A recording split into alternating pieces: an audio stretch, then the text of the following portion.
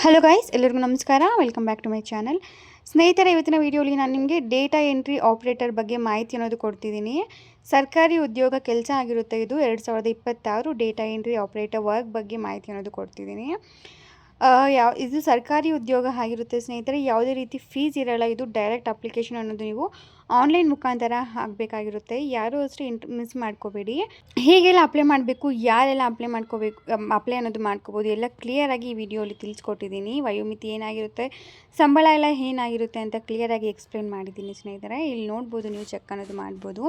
ಇಲ್ಲಿ ಕ್ಲಿಯರಾಗಿ ನಮಗೆ ವೆಬ್ಸೈಟಲ್ಲಿ ಮಾಹಿತಿ ಅನ್ನೋದು ಕೊಟ್ಟಿದ್ದಾರೆ. CPCB recruitment 2026 applications R invited for 51 various post. ಅಂದರೆ 51 ಹುದ್ದೆಗಳಿಗೆ ನೇಮಕಾತಿ ಅನ್ನೋದು ಈಗ ಸರ್ಕಾರಿ ಅನ್ನೋದು ಬಿಟ್ಟಿದೆ. Karnataka state pollution Control board ಕಡೆಯಿಂದ ನಮಗೆ 52 ಪೋಸ್ಟ್ ಅನ್ನೋದು ಬಿಟ್ಟಿದ್ದಾರಂತೆ. 51 ಪೋಸ್ಟ್ ಅನ್ನೋದು ಬಿಟ್ಟಿದ್ದಾರೆ ಅಂತೆ. The prestigious central Pollution Control board functioning under the ministry of environment, forest, climate change of the union government ಕಡೆಯಿಂದ ನಮಗೆ ಆನ್ಲೈನ್ ಅಪ್ಲಿಕೇಶನ್ಸ್ ಅನ್ನೋದು ಬಿಟ್ಟಿದ್ದಾರೆ ಸ್ನೇಹಿತರೆ. ಟೋಟಲ್ ನಮಗೆ 51 ಕಾಂಟ್ರಾಕ್ಟ್ ಬೇಸ್ಡ್ ಪೋಸ್ಟ್ ಅನ್ನೋದು ಬಿಟ್ಟಿದ್ದಾರಂತೆ. ಅಂದರೆ ಕಾಂಟ್ರಾಕ್ಚುಯಲ್ ಬೇಸ್ಡ್ ಗೌರ್ಮೆಂಟ್ ಜಾಬ್ ಆಗಿರುತ್ತೆ ಇದು. This is a great opportunity to work at the national level in the field of environmental protection with excellent monthly remuneration. ಅಂದರೆ monthly ನಿಮಗೆ ಸಂಬಳ ಸಹ ಸಿಗುತ್ತಂತೆ. ಇಂಟ್ರೆಸ್ಟೆಡ್ ಕ್ಯಾಂಡಿಡೇಟ್ಸು ನೀವು ಆನ್ಲೈನ್ ಮುಖಾಂತರ ಅಪ್ಲೈ ಅನ್ನೋದು ಮಾಡ್ಕೋಬೇಕಾಗಿರುತ್ತೆ. ಡ್ಯೂ ಡೇಟ್ ಅನ್ನೋದು ಕೊಟ್ಟಿರ್ತಾರೆ. ಆ ಡೇಟ್ ಒಳಗಡೆ ನೀವು ಅಪ್ಲೈ ಅನ್ನೋದು ಮಾಡ್ಕೋಬೇಕಾಗಿರುತ್ತೆ. ಈ ಆಪರ್ಚುನಿಟಿ ಅಂತ ಇಲ್ಲಿ ನಮಗೆ ಕ್ಲಿಯರಾಗಿ ಡೀಟೇಲ್ಸ್ ಅನ್ನೋದು ಕೊಟ್ಟಿದ್ದಾರೆ ಸ್ನೇಹಿತರೆ. ಇದು ಕಾಂಟ್ರಾಕ್ಟ್ ಬೇಸ್ಡ್ ಕೆಲಸ ಆಗಿರುತ್ತೆ. ಟೋಟಲ್ ನಮಗೆ 51 ಡೇಟಾ ಎಂಟ್ರಿ ಪೋಸ್ಟ್ ಅನ್ನೋದು ಬಿಟ್ಟಿದ್ದಾರೆ. ಜಾಬ್ ಡಿಸ್ಕ್ರಿಪ್ಷನಲ್ಲಿ ನೋಡ್ಬೋದು. ರೆಕ್ರೂಟಿಂಗ್ ಏಜೆನ್ಸಿ ಬಂದುಬಿಟ್ಟು CPCB ಆಗಿರುತ್ತೆ. ಸೆಂಟ್ರಲ್ ಪೊಲ್ಯೂಷನ್ ಕಂಟ್ರೋಲ್ ಬೋರ್ಡ್ ಕಡೆಯಿಂದ ನಮಗೆ ಜಾಬ್ ಅನ್ನೋದು ಬಿಟ್ಟಿದ್ದಾರೆ. ನೇಮ್ ಆಫ್ ದಿ ಪೋಸ್ಟ್ ನೋಡಿದ್ರೆ ಸೈಂಟಿಸ್ಟು, ಅಸಿಸ್ಟೆಂಟ್ ಮ್ಯಾನೇಜರ್ ಮತ್ತು ಸೈಂಟಿಫಿಕ್ ಅಸಿಸ್ಟೆಂಟ್, ಈ ರೀತಿ ಡೇಟಾ ಎಂಟ್ರಿ ಆಪ್ರೇಟರು, ಫೀಲ್ಡ್ ಅಸಿಸ್ಟೆಂಟ್ಸ್ಗೆ ಮುಂತಾದ ಪೋಸ್ಟ್ಸ್ಗೆ ವ್ಯಾಕೆನ್ಸಿ ಇದೆ ಅಂತ ನಮಗೆ ಬಿಟ್ಟಿದ್ದಾರೆ ಸ್ನೇಹಿತರೆ. ಟೋಟಲ್ ನಮಗೆ 51 ಪೋಸ್ಟ್ ಆಗಿರುತ್ತೆ. ಲೊಕೇಶನ್ ನೋಡಿದ್ರೆ ಆಲ್ ಓವರ್ ಇಂಡಿಯಾ ಅಂತ ಕೊಟ್ಟಿದ್ದಾರೆ. ಟು ಅಪ್ಲೈ ಅಲ್ಲಿ ನಮಗೆ ಆನ್ಲೈನ್ ಓನ್ಲಿ ಅಂತ ಕೊಟ್ಟಿದ್ದಾರೆ. ಇದು ಯಾವುದೇ ರೀತಿ ಆಫ್ಲೈನಲ್ಲಿ ಅಪ್ಲೈ ಮಾಡೋದು ಆಗಿರಲ್ಲ.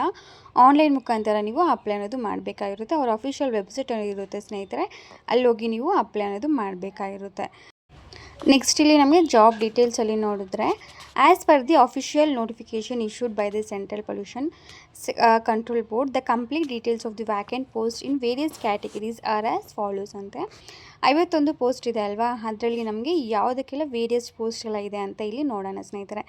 ಸೈಂಟಿಸ್ಟ್ಗೆ 1 ಪೋಸ್ಟ್ ಇದೆ. ಸೈಂಟಿಸ್ಟ್ ಸಿಯಲ್ಲಿ 8 ಇದೆ ಸ್ನೇಹಿತರೆ. ಸೈಂಟಿಸ್ಟ್ ಬಿಯಲ್ಲಿ 12 ಇದೆ. ಅಸಿಸ್ಟೆಂಟ್ ಮ್ಯಾನೇಜರ್ಗೆ 3 ಪೋಸ್ಟ್ ಅನ್ನೋದು ಇದೆ ಅಂತೆ. ಅಡ್ಮಿನಿಸ್ಟ್ರೇಟಿವ್ ಅಸಿಸ್ಟೆಂಟ್ಗೆ 1 ಇದೆ. ಡೇಟಾ ಎಂಟ್ರಿ ಆಪ್ರೇಟರ್ಗೆ ನೋಡಿಕೊಂಡ್ರೆ ನಾವು 4 ಪೋಸ್ಟ್ ಅನ್ನೋದು ಬಿಟ್ಟಿದ್ದಾರೆ. ಫೀಲ್ಡ್ ಅಸಿಸ್ಟೆಂಟ್ಗೆ ನಮಗೆ 8 ಪೋಸ್ಟ್ ಅನ್ನೋದು ಬಿಟ್ಟಿದ್ದಾರೆ ಸ್ನೇಹಿತರೆ. ಡೇಟಾ ಎಂಟ್ರಿ ಆಪ್ರೇಟರ್ಗೆ 4 ಅನ್ನೋದು ಬಿಟ್ಟಿದ್ದಾರೆ. ಈ 4 ಡೇಟಾ ಎಂಟ್ರಿ ಆಪ್ರೇಟರ್ಗೆ ನಿಮ್ಮ ಕ್ವಾಲಿಫಿಕೇಷನ್ ಏನಾಗಿರಬೇಕು ಅಂತ ಇಲ್ಲಿ ಕೊಟ್ಟಿದ್ದಾರೆ ನೋಡಿ. ನೀವು ಸೈಂಟಿಫಿಕ್ಗೆ ಏನಕ್ಕಾದರೂ ನೋಡ್ತಿದ್ರೆ ಅದಕ್ಕೆ ಇಲ್ಲಿ ನಮಗೆ ಎಜುಕೇಷನಲ್ ಡೀಟೇಲ್ಸ್ ಅನ್ನೋದು ಕ್ಲಿಯರಾಗಿ ಕೊಟ್ಟಿದ್ದಾರೆ. ಡೇಟಾ ಎಂಟ್ರಿ ಆಪ್ರೇಟರ್ಗೆ ನೋಡಿಕೊಂಡ್ರೆ must have completed A first class science degree R computer application degree ಅಂತ ಕೊಟ್ಟಿದ್ದಾರೆ. ಅಂದರೆ ಫಸ್ಟ್ ಕ್ಲಾಸ್ ಅನ್ನೋದು ನೀವು ತೆಗೆದಿರಬೇಕಾಗಿರುತ್ತಂತೆ. ಗ್ರ್ಯಾಜುಯೇಷನ್ ಅಂದರೆ ಡಿಗ್ರಿಯಲ್ಲಿ ಕಂಪ್ಯೂಟರ್ ಅಪ್ಲಿಕೇಶನ್ಸ್ ಬೇಸಿಸ್ ಮೇಲೆ ಏನಾದರೂ ನೀವು ಡಿಗ್ರಿ ಕಂಪ್ಲೀಟ್ ಆಗಿದ್ದರೆ ಅದು ಅಡ್ವಾಂಟೇಜ್ ಆಗಿರುತ್ತೆ ಸ್ನೇಹಿತರೆ. ಟೈಪಿಂಗ್ ಸ್ಪೀಡ್ ಬಂದುಬಿಟ್ಟು ನಿಮ್ಮದು 45 ವರ್ಡ್ಸ್ ಅನ್ನೋದು ನೀವು ಪರ್ ಮಿನಿಟ್ ಅನ್ನೋದು ಟೈಪ್ ಮಾಡೋದು ಮಾಡಬೇಕಾಗಿರುತ್ತೆ. ಬೋತ್ ಇಂಗ್ಲೀಷ್ ಮತ್ತು ಹಿಂದಿ ಬೋತ್ ಲ್ಯಾಂಗ್ವೇಜಸ್ ನಿಮಗೆ ಡೇಟಾ ಎಂಟ್ರಿ ಟೈಪಿಂಗ್ ಅನ್ನೋದು ಬರಬೇಕಾಗಿರುತ್ತೆ. ನಂತರ ಫೀಲ್ಡ್ ಅಸಿಸ್ಟೆಂಟ್ಗೆ ಸೆಕೆಂಡ್ PUC ಆಗಿರೋರು, 10th or PUC ಪಾಸ್ ಆಗಿರೋರು, ಅಟ್ಲೀಸ್ಟ್ 55% ಮಾರ್ಕ್ಸ್ ತೆಗೆದಿರೋರು ಈ ಜಾಬ್ಗೆ ಅಪ್ಲೈ ಅನ್ನೋದು ಮಾಡ್ಕೋಬೋದು. ಡೇಟಾ ಎಂಟ್ರಿಗೆ ನಾನು ಹೇಳಿದ್ನಲ್ಲ, ಅದು ಕಂಪ್ಲೀಟ್ ಅನ್ನೋದು ಆಗಿರಬೇಕಾಗಿರುತ್ತೆ. ವಯೋಮಿತಿ ನೋಡ್ಬೋದು. ಏಜ್ ಲಿಮಿಟ್ ಇಲ್ಲಿ for the post of data entry operator maximum ಬಂದುಬಿಟ್ಟು 32 ಇಯರ್ಸ್ ಆಗಿರಬೇಕು ಅಂತ ಇಲ್ಲಿ ನಮಗೆ ಏಜ್ ಲಿಮಿಟ್ ಅನ್ನೋದು ಕೊಟ್ಟಿದ್ದಾರೆ ಸ್ನೇಹಿತರೆ. ನಂತರ ಫೀಲ್ಡ್ ಅಸಿಸ್ಟೆಂಟ್ಗೆ ಮ್ಯಾಕ್ಸಿಮಮ್ 27 ಇಯರ್ಸ್ ಅಂತ ಕೊಟ್ಟಿದ್ದಾರೆ. All this post are completely project based ಆಗಿರೋದಕ್ಕೆ ಯಾವುದೇ ರೀತಿ ನೋ ಏಜ್ ರಿಲ್ಯಾಕ್ಸೇಷನ್ ಅನ್ನೋದು ಇರಲ್ಲ. ನೀವು ಅಪ್ಲೈ ಅನ್ನೋದು ಮಾಡ್ಕೊಳ್ಳಿ ಅಂತ ಸಹ ನಮಗೆ ಇಲ್ಲಿ ಕೊಟ್ಟಿದ್ದಾರೆ. ನಂತರ ಇಲ್ಲಿ ನಾವು ಸ್ಯಾಲ್ರಿ ಸ್ಕೇಲಲ್ಲಿ ನೋಡ್ಕೋಬೋದು. ನಿಮಗೆ ಮಂತ್ಲಿ ಸ್ಯಾಲ್ರಿ ಬಂದುಬಿಟ್ಟು ಡೇಟಾ ಎಂಟ್ರಿ ಆಪ್ರೇಟರ್ಗೆ 57,498 ಪರ್ ಮಂತ್ ಅಂತ ಕೊಟ್ಟಿದ್ದಾರೆ ಸ್ನೇಹಿತರೆ. 57,498 ರುಪೀಸ್ ನಿಮಗೆ ಬರುತ್ತಂತೆ. ಫೀಲ್ಡ್ ಅಸಿಸ್ಟೆಂಟ್ಗೆ, ಸೈಂಟಿಸ್ಟ್ಗೆ ಎಲ್ಲದಕ್ಕೂ ಇಲ್ಲಿ ನಮಗೆ ಕೊಟ್ಟಿದ್ದಾರೆ. ಅದನ್ನು ನೀವು ನೋಡ್ಕೋಬೋದು. ನಂತರ ಇಲ್ಲಿ ಫೀಸ್ ಎಲ್ಲ ನೋಡಿಕೊಂಡ್ರೆ there is no application fees ಅನ್ನೋದು ಇರಲ್ಲ. ಯಾವುದೇ ಕ್ಯಾಟಗರಿ ಆಗಿದ್ರೂ ಪರವಾಗಿಲ್ಲ, ದೇರ್ ಈಸ್ ನೋ ಫೀಸ್ ಅಂತ ನಮಗೆ ಕ್ಲಿಯರಾಗಿ ಕೊಟ್ಟಿದ್ದಾರೆ. Every one is including general backward class, scheduled caste, SC ST, women candidates ಯಾರು ಬೇಕಾದರೂ ಫ್ರೀಯಾಗಿ ಆನ್ಲೈನ್ ಮುಖಾಂತರ ಅಪ್ಲೈ ಅನ್ನೋದು ಮಾಡ್ಕೋಬೋದಂತೆ. ನಿಮ್ಗೇನಾದರೂ ಡೇಟಾ ಎಂಟ್ರಿಯಲ್ಲಿ ನೀವೇನಾದರೂ ಎಕ್ಸ್ಪೀರಿಯನ್ಸ್ಡ್ ಆಗಿದ್ದರೆ, ಚೆನ್ನಾಗಿ ಮಾಡೋಕ್ಕೆಲ್ಲ ಬರುತ್ತಂದರೆ ಮಿಸ್ ಮಾಡ್ಕೊಳ್ಳೋಕ್ಕಂತೂ ಹೋಗಬೇಡಿ ಸ್ನೇಹಿತರೆ. ಮತ್ತು ಹೇಗೆಲ್ಲ ಅಪ್ಲೈ ಮಾಡೋದು ಅಂತ ನೋಡಿದ್ರೆ, ಫಸ್ಟ್ ನೀವು ಅಫಿಷಿಯಲ್ ವೆಬ್ಸೈಟ್ಗೆ ಫಸ್ಟ್ ವಿಸಿಟ್ ಆಗಬೇಕಾಗಿರುತ್ತಂತೆ. CPCB ಅಫಿಷಿಯಲ್ ವೆಬ್ಸೈಟ್ ಇರುತ್ತಲ್ವ, ಅಲ್ಲಿ ಹೋಗಿ ಜಾಬ್ಸ್ ಸೆಕ್ಷನ್ ಅನ್ನೋದು ನೀವು ಸೆಲೆಕ್ಟ್ ಮಾಡಿಕೊಂಡು ಅಲ್ಲಿ click on the recruitment link given there ಅಂತ ಕೊಟ್ಟಿದ್ದಾರೆ. ಅಲ್ಲಿ ರಿಕ್ರೂಟ್ಮೆಂಟ್ ಲಿಂಕ್ ಅನ್ನೋದು ಇರುತ್ತೆ ಸ್ನೇಹಿತರೆ. CPCBದು ಡೇಟಾ ಎಂಟ್ರಿ ಆಪರೇಟರ್ ಜಾಬ್ದು 51 ಪೋಸ್ಟ್ ಇದೆ ಅಲ್ವಾ, ಅದು ಸಿಗುತ್ತೆ ನಮಗೆ. ಅಲ್ಲಿನ ಕ್ಲಿಕ್ ಮಾಡಿ ರಿಜಿಸ್ಟ್ರೇಷನ್ ಪ್ರೋಸೆಸ್ ಅನ್ನೋದು ನೀವು ಫಿಲ್ ಅನ್ನೋದು ಮಾಡಬೇಕಾಗಿರುತ್ತೆ, ಅಂದರೆ ಕಂಪ್ಲೀಟ್ ಅನ್ನೋದು ಮಾಡ್ಕೋಬೇಕಾಗಿರುತ್ತೆ. ರಿಜಿಸ್ಟ್ರೇಷನ್ ಪ್ರೋಸೆಸ್ಸಲ್ಲಿ ನಮಗೆ ವೈಲ್ ರಿಜಿಸ್ಟರಿಂಗ್ ನಿಮ್ಮ ನೇಮ್ ಅನ್ನೋದು ಹಾಕಬೇಕಾಗಿರುತ್ತೆ. ಚಾಯ್ಸ್ ಆಫ್ ಪೋಸ್ಟ್ ಅಂದರೆ 51 ಪೋಸ್ಟಲ್ಲಿ ವಿವಿಧ ಪೋಸ್ಟ್ ಅನ್ನೋದು ಇದೆ ಅಲ್ವಾ, ಸೈಂಟಿಫಿಕ್, ಡೇಟಾ ಎಂಟ್ರಿ ಆಪ್ರೇಟರ್, ಆ ಥರ ಎಲ್ಲ ಚಾಯ್ಸ್ ಆಫ್ ಪೋಸ್ಟ್ ಅಂದರೆ ನೀವು ಪೋಸ್ಟ್ ಅನ್ನೋದು ಸೆಲೆಕ್ಟ್ ಮಾಡ್ಕೋಬೇಕಾಗಿರುತ್ತೆ. ಎಜುಕೇಷ್ನಲ್ ಕ್ವಾಲಿಫಿಕೇಷನ್ ಆಗಬೇಕಾಗಿರುತ್ತೆ, ಡೇಟ್ ಆಫ್ ಬರ್ತ್ ಆಗಬೇಕಾಗಿರುತ್ತೆ, ನಂತರ ಇಮೇಲ್ ಅಡ್ರೆಸ್ ಹಾಕಿ ಮೊಬೈಲ್ ನಂಬರ್ ಆಗಬೇಕಾಗಿರುತ್ತೆ. ಅಕ್ಯುರೇಟ್ ಆಗಿರುವ ಇನ್ಫಾರ್ಮೇಷನ್ ಅನ್ನೋದು ಕೊಡಬೇಕಾಗಿರುತ್ತೆ, ಕರೆಕ್ಟ್ ಆಗಿರುವ ಇನ್ಫಾರ್ಮೇಷನ್ ಅನ್ನೋದು ಕೊಡಬೇಕಾಗಿರುತ್ತೆ ಸ್ನೇಹಿತರೆ. ಲಾಗಿನ್ ಮಾಡಿಕೊಂಡು login using the registration number, ನಂತರ ಡೇಟ್ ಆಫ್ ಬರ್ತ್ ಅನ್ನೋದು ಕೊಟ್ಟಿರ್ತೀರಲ್ವ, ಅದನ್ನು ಯೂಸ್ ಮಾಡಿಕೊಂಡು ನೀವು ಲಾಗಿನ್ ಅನ್ನೋದು ಆಗಬೇಕಾಗಿರುತ್ತೆ. ಒನ್ಸ್ ನಿಮ್ಮದು ರಿಜಿಸ್ಟ್ರೇಷನ್ ಪ್ರೋಸೆಸ್ ಕಂಪ್ಲೀಟ್ ಆದಮೇಲೆ ನಂತರ ನೀವು ಇಮೇಲ್ ಅಡ್ರೆಸ್ ಮತ್ತು ಡೇಟ್ ಆಫ್ ಬರ್ತ್ನ ಸೇವ್ ಅನ್ನೋದು ಮಾಡಿ ಇಟ್ಕೊಳ್ಳಿ. ಅದನ್ನು ಯೂಸ್ ಮಾಡ್ತಾ ನೀವು ಲಾಗಿನ್ ಅನ್ನೋದು ಆಗಬೇಕಾಗಿರುತ್ತೆ ಸ್ನೇಹಿತರೆ. ಲಾಗಿನ್ ಆದ ನಂತರ ನೀವು then fill in personal details ಇರುತ್ತಲ್ಲ, ಅಕಾಡೆಮಿಕ್ ಸ್ಕೋರ್ಸ್ ಮತ್ತು ಅಂದರೆ ನಿಮ್ಮ ಮಾರ್ಕ್ಸ್ ಎಷ್ಟೆಲ್ಲ ಸ್ಕೋರ್ ಮಾಡಿದ್ದೀರಾ ಅದು, ನಿಮ್ಮ ಪರ್ಸ್ನಲ್ ಡೀಟೇಲ್ಸು, ವರ್ಕ್ ಎಕ್ಸ್ಪೀರಿಯೆನ್ಸ್ ಎಲ್ಲ ನೀವು ಹಾಕಬೇಕಾಗಿರುತ್ತೆ ಸ್ನೇಹಿತರೆ. ನಂತರ ಅದಾದಮೇಲೆ ಅಪ್ಲೋಡ್ ದ ನೆಸೆಸರಿ ಡಾಕ್ಯುಮೆಂಟ್ಸ್ ಏನಾದರೂ ಅವ್ರು ಕೇಳಿದರೆ, like experience certificate, recent photograph, ಸಿಗ್ನೇಚರಿಂದ ಪ್ರಿಸ್ಕ್ರೈಬ್ಡ್ ಸೈಜ್ ಎಲ್ಲ ನಿಮಗೆ ಕೊಟ್ಟಿರ್ತಾರೆ ಅವರು. ಅದೆಲ್ಲ ನೀವು ನೆಸೆಸರಿ ಡಾಕ್ಯುಮೆಂಟ್ಸ್ ಏನಾದರೂ ಇದ್ದರೆ ಅದನ್ನು ನೀವು ಅಪ್ಲೋಡ್ ಅನ್ನೋದು ಮಾಡಬೇಕಾಗಿರುತ್ತೆ. ಎಲ್ಲ ಕ್ಲಿಯರಾಗಿ after rechecking all the entered information finally ನೀವು ಸಬ್ಮಿಟ್ ಅನ್ನೋದು ಮಾಡಬೇಕಾಗಿರುತ್ತೆ. ಸಬ್ಮಿಟ್ ಮಾಡಿ ನೀವು ಒಂದು ಡಾಕ್ಯುಮೆಂಟ್ಸ್ ಅನ್ನೋದು download copy of application for further reference ಅಂತ ಕೊಟ್ಟಿದ್ದಾರೆ. ನೀವು ಒಂದು ಕಾಪಿ ಅನ್ನೋದು ಡೌನ್ಲೋಡ್ ಮಾಡಿ ಇಟ್ಕೊಳ್ಳಿ ಫಾರ್ ಫ್ಯೂಚರ್ ರಿಫರೆನ್ಸಸ್ ಅಂತ ಕೊಟ್ಟಿದ್ದಾರೆ ಸ್ನೇಹಿತರೆ. ಇಷ್ಟೇ ಆಗಿರುತ್ತೆ, ಜಸ್ಟ್ ನೀವು ರಿಜಿಸ್ಟ್ರೇಷನ್ ಆಗಬೇಕಾಗಿರುತ್ತೆ. ರಿಜಿಸ್ಟ್ರೇಷನ್ ಪ್ರೋಸೆಸ್ ಕಂಪ್ಲೀಟ್ ಆದಮೇಲೆ ಇಮೇಲ್ ಅಡ್ರೆಸ್ ಮತ್ತು ಡೇಟ್ ಆಫ್ ಬರ್ತ್ನ ನೆನಪಿಟ್ಕೊಂಡು ಲಾಗಿನ್ ಆಗಿ, ಲಾಗಿನಲ್ಲಿ ನಿಮ್ಮ ಪರ್ಸ್ನಲ್ ಡೀಟೇಲ್ಸ್ ಮತ್ತು ಎಜುಕೇಷ್ನಲ್ ಡೀಟೇಲ್ಸು, ಎಷ್ಟೆಲ್ಲ ಸ್ಕೋರ್ ಮಾಡಿದ್ದೀರಾ ಎಲ್ಲ ಕ್ಲಿಯರಾಗಿ ಹಾಕಿ, ಫೋಟೋಸ್ ಬೇಕಂದರೆ ಫೋಟೋಸ್ ಹಾಕಿ ಸ್ನೇಹಿತರೆ.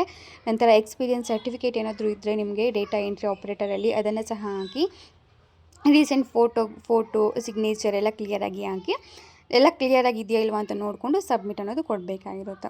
ಸೆಲೆಕ್ಷನ್ ಪ್ರೋಸೆಸ್ ಏನಾಗಿರುತ್ತೆ ಅಂದರೆ ಸ್ನೇಹಿತರೆ, ಅಪ್ಲಿಕೇಶನ್ಸ್ ನೀವು ಹಾಕಿರ್ತೀರಲ್ವ, applications received online will be reviewed and shortlisted based on this academic scores and work experience ಅಂತ ಕೊಟ್ಟಿದ್ದಾರೆ. ನೀವು ಅಪ್ಲಿಕೇಶನ್ ಹಾಕಿದ ನಂತರ ಅವರು ನಿಮ್ಮ ಅಪ್ಲಿಕೇಶನ್ ಅನ್ನೋದು ರಿವ್ಯೂ ಅನ್ನೋದು ಮಾಡ್ತಾರಂತೆ. ರಿವ್ಯೂ ಮಾಡಿ ನಿಮ್ಮ ಪ್ರೊಫೈಲ್ ಏನಾದರೂ ಶಾರ್ಟ್ ಲಿಸ್ಟ್ ಆದರೆ ಅವರು ನಿಮ್ಮನ್ನು ಕಾಂಟ್ಯಾಕ್ಟ್ ಅನ್ನೋದು ಮಾಡ್ತಾರಂತೆ ಸ್ನೇಹಿತರೆ. ಏನರ ಬೇಸಿಸ್ ಶಾರ್ಟ್ ಲಿಸ್ಟ್ ಮಾಡ್ತಾರೆ ಅಂದರೆ ಅಕಾಡೆಮಿಕ್ ಸ್ಕೋರ್ ಇರುತ್ತಲ್ವ ನಿಮ್ಮದು, ಸ್ಕೋರ್ ಮತ್ತು ವರ್ಕ್ ಎಕ್ಸ್ಪೀರಿಯೆನ್ಸ್ ಅಂತ ಕೊಟ್ಟಿದ್ದಾರೆ. ವರ್ಕ್ ಎಕ್ಸ್ಪೀರಿಯೆನ್ಸ್ ಸರ್ಟಿಫಿಕೇಟ್ ಇರುತ್ತಲ್ವ, ಅದೆಲ್ಲ ನೋಡಿ ಅವರು ನಿಮ್ಮ ಪ್ರೊಫೈಲ್ ಅನ್ನೋದು ಶಾರ್ಟ್ ಲಿಸ್ಟ್ ಅನ್ನೋದು ಮಾಡ್ತಾರಂತೆ. ಏನಾದರೂ ಇಫ್ ನೆಸೆಸರಿ ಏನಾದರೂ ಇದ್ದರೆ written test or else skill test ಅನ್ನೋದು ಇರುತ್ತಂತ ಕೊಟ್ಟಿದ್ದಾರೆ. ನಂಬರ್ ಆಫ್ ಕ್ಯಾಂಡಿಡೇಟ್ಸಲ್ಲಿ ಯಾರೆಲ್ಲ ತುಂಬ ಚೆನ್ನಾಗಿ ಸೆಲೆಕ್ಟ್ ಆಗಿದ್ದರೆ ಕ್ಯಾಂಡಿಡೇಟ್ಸು, ಆ ಥರ ಟೈಮಲ್ಲಿ ಅವರು ಟೆಸ್ಟ್ ಅನ್ನೋದು ಮಾಡ್ತಾರೆ ಅಂತೆ. ಇಲ್ಲಾಂದರೆ ಡೈರೆಕ್ಟ್ ನೀವು ಹೈರಿಂಗ್ ಅನ್ನೋದು ಮಾಡ್ಬೋದು, ಇಲ್ಲಿ ಕ್ಲಿಯರಾಗಿ ಕೊಟ್ಟಿದ್ದಾರೆ. Qualified candidates will be selected after verification of original documents ಎಲ್ಲ ಆದಮೇಲೆ ನಿಮಗೆ ಲೈಕ್ ನೀವು ನಿಮ್ಮ ಪ್ರೊಫೈಲ್ ಏನಾದರೂ ಶಾರ್ಟ್ ಲಿಸ್ಟ್ ಆದರೆ ನೆಕ್ಸ್ಟ್ ರೌಂಡ್ಗೆ ನೀವು ಸೆಲೆಕ್ಟ್ ಅನ್ನೋದು ಹಾಕ್ತೀರಾ. ಅದು ಸಹ ನಮಗೆ ಕ್ಲಿಯರಾಗಿ ಅಫಿಷಿಯಲ್ ನೋಟಿಫಿಕೇಷನಲ್ಲಿ ಬಿಡ್ತಾ ಇರ್ತಾರೆ ಸ್ನೇಹಿತರೆ. ನಂತರ ನಿಮಗೆ ಲೈವ್ ಇಂಟರ್ವ್ಯೂ ಅನ್ನೋದು ಸಹ ಇರುತ್ತೆ. ಮನೇಲಿ ಕೂತ್ಕೊಂಡೆ ನೀವು ಲೈವ್ ಇಂಟರ್ವ್ಯೂ ಅನ್ನೋದು ಮಾಡಬೇಕಾಗಿರುತ್ತೆ. ನಂತರ ನಿಮ್ಮ ಪ್ರೊಫೈಲ್ ಶಾರ್ಟ್ ಲಿಸ್ಟ್ ಏನಾದರೂ ಆಗಿ ಜಾಬ್ ಏನಾದರೂ ಸಿಕ್ಕಿದ್ರೆ ಅವರ ಹೆಡ್ ಆಫೀಸ್ಗೆ ನೀವು ಹೋಗಿ ಒಂದು ಸಲ direct face to face interview ಅನ್ನೋದು ಫೇಸ್ ಮಾಡಬೇಕಾಗಿರುತ್ತೆ.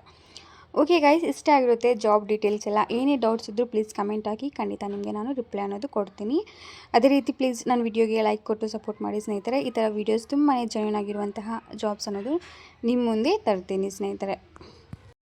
ಗೈಸ್, ಮತ್ತು ಇಲ್ಲಿ ಫ್ರೀಕ್ವೆಂಟ್ಲಿ ಆಸ್ಕ್ ಕ್ವಶನ್ಸಲ್ಲಿ ನೋಡ್ಬೋದು what is the last date of the ಅಂತ ಕೇಳಿದ್ದಾರೆ. ಅದಕ್ಕೆ ಲಾಸ್ಟ್ ಡೇಟ್ ಬಂದುಬಿಟ್ಟು ಸೆಪ್ಟೆಂಬರ್ 7ನೇ ತಾರೀಕು ಲಾಸ್ಟ್ ಅನ್ನೋದು ಆಗುತ್ತಂತೆ. ಸೆಪ್ಟೆಂಬರ್ 7ನೇ ತಾರೀಕು ಒಳಗಡೆ ನೀವು ಅಪ್ಲೈ ಅನ್ನೋದು ಮಾಡ್ಕೋಬೇಕಾಗಿರುತ್ತೆ. ಓನ್ಲಿ ಕಂಪ್ಲೀಟೆಡ್ ಗ್ರ್ಯಾಜುಯೇಷನ್ ಕಂಪ್ಲೀಟ್ ಆಗಿರೋರು ಮಾತ್ರ ಎಲಿಜಿಬಲ್ ಅಂತ ಕ್ಲಿಯರಾಗಿ ಕೊಟ್ಟಿದ್ದಾರೆ. ಇಂಪಾರ್ಟೆಂಟ್ ಡೇಟ್ಸ್ ನಾವು ಚೆಕ್ ಮಾಡಿಕೊಂಡ್ರೆ online application submission starting date ಬಂದುಬಿಟ್ಟು 24/8/2026 10 ಗಂಟೆ ಅಂತೆ.